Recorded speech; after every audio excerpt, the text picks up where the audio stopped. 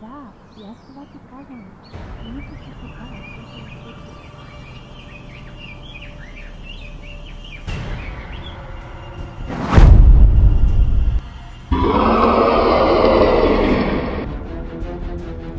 Явно ще трябва да се справим с него. Оставете на мен.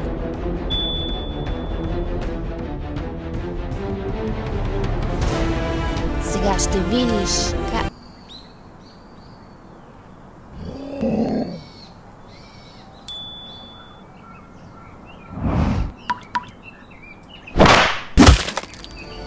Явно аз ще трябва да се оправя.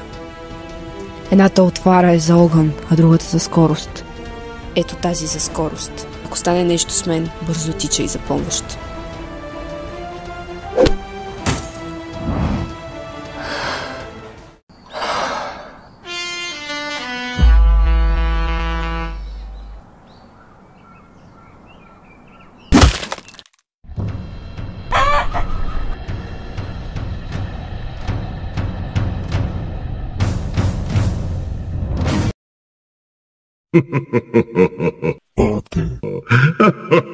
Още когато бях малко петле, ми се подиграваха заради моята мечта да стана рицар.